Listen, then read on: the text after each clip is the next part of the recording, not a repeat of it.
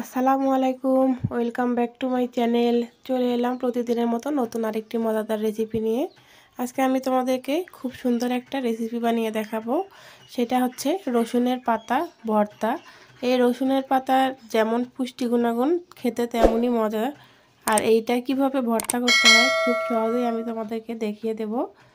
তোমরা অনেকেই এই রসুন পাতা ভর্তা খেতে জানো না বা বুঝতে পারো না এটা কখনো ভর্তা খায় বা এটা দিয়ে কোনো রেসিপি হয়। তো চলো আজকে আমি তোমাদেরকে এই রসুন পাতার ভর্তা কিভাবে তৈরি করে তোমাদের সঙ্গে শেয়ার করি। আশা করি ভিডিওটি না টেনে আমার সঙ্গে থাকবে, আর ভিডিওটি ভালো লাগলে বেশি বেশি করে লাইক, কমেন্ট এবং শেয়ার করে দেবে।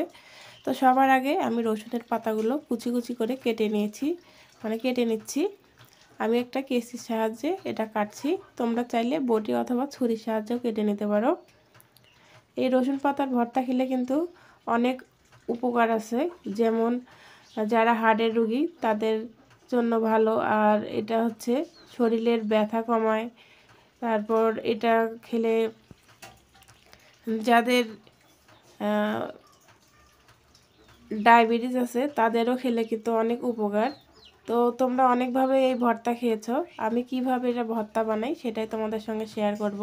অনেকেই অনেকভাবে বানায়, তো আমি আজকে তোমাদেরকে কাঁচায় ভর্তা করে দেখাবো কিভাবে। চলো দেখো, একে একে আমি রসুনের পাতাগুলো খুব সুন্দরভাবে কিন্তু কেটে নিচ্ছি। আমি আগে ধুয়ে নেব না, আগে কেটে নেব।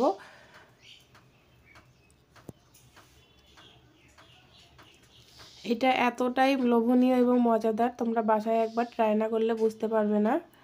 এখন আমি একটা বাটিতে এগুলো ঢেলে নেব। ঢেলে নেওয়ার পর বাকি উপকরণগুলো কেটে নেব। এই রেসিপিটা কিন্তু গরম ভাত, রুটি অথবা পরোটার সঙ্গেও তোমরা খেতে পারো।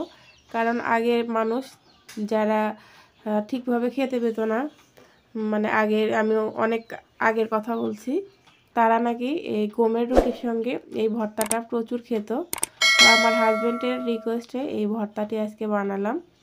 প্লিজ তোমরা দেখো, ভিডিওটি ভালো লাগলে লাইক, কমেন্ট এবং শেয়ার করে দিও। নিজে দেখো এবং অন্যদেরকে দেখার সুযোগ করে দিও। দেখো, এখন আমি নিয়ে নিলাম ধনিয়া পাতা। এই ধনিয়া পাতাগুলো আমি কুচি কুচি করে কেটে নিচ্ছি।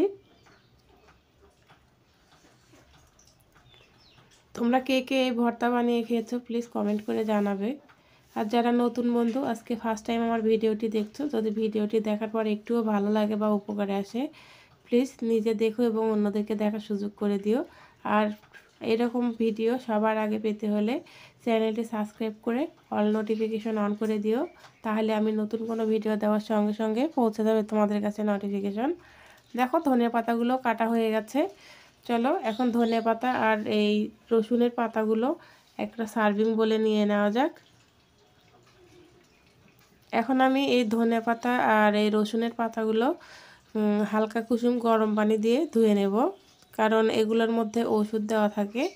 আর আমি যেহেতু সরাসরি ভর্তা করছি কোনো রকম ভাজা ঝামেলা ছাড়াই, তাই আমি এগুলো আগে গরম পানি দিয়ে খুব সুন্দরভাবে ধুয়ে নেব।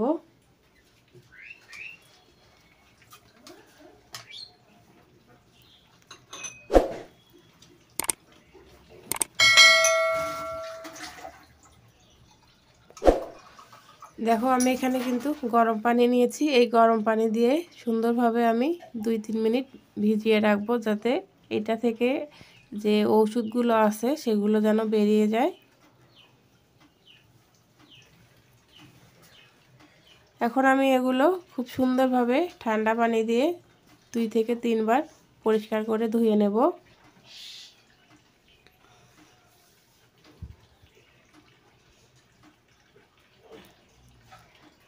যারা পুরনো বন্ধু এতদিন থেকে আমাকে সাপোর্ট করে যাচ্ছ, আমাকে ভালোবাসা দিয়ে যাচ্ছ, প্লিজ তোমাদেরকে অনেক অনেক অনুরোধ জানাচ্ছি এবং ভালোবাসা জানাচ্ছি এভাবে সাপোর্ট করার জন্য। দেখো, এখানে আমি রসুনের পাতা আর ধনিয়া পাতাগুলো ধুয়ে নিয়েছি। আর একটা বড় সাইজের পেঁয়াজ নিয়েছি। তারপর নিয়েছি এখানে স্বাদ মতো মরিচ। তোমরা তোমাদের স্বাদ বুঝে লবণটা মরিচটা দিও। ঝাল খেতে ভালোবাসলে একটু বাড়িয়ে দেবে, আর যদি ঝাল খেতে কম পছন্দ করো তাহলে অবশ্যই কমিয়ে দেবে। এখন আমি একটা ব্লেন্ডারে জার নিয়ে নিলাম। এটার মধ্যে আমি এই সবগুলো উপকরণ দিয়ে দেব। দিয়ে আমি ব্লেন্ডারে ব্লেন্ড করে নেব। তোমরা চাইলে শিলনোড়া অথবা ব্লেন্ডার অথবা যারা যেটাতে ভর্তা বানাতে অভ্যস্ত তোমরা সেইভাবেই ভর্তাটা বানিয়ে নেবে।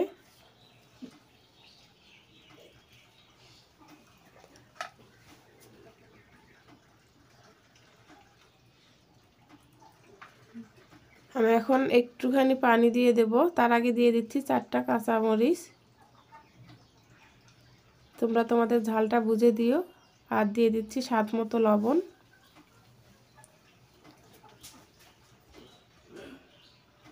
দিয়ে আমি 1 চা চামচের মতো পানি দেব জাস্ট ব্লেন্ডারটা একটুখানি ঘোরার জন্য। দিয়ে এখন ঢাকনা দিয়ে ঢেকে ব্লেন্ডারে ব্লেন্ড করে নেব।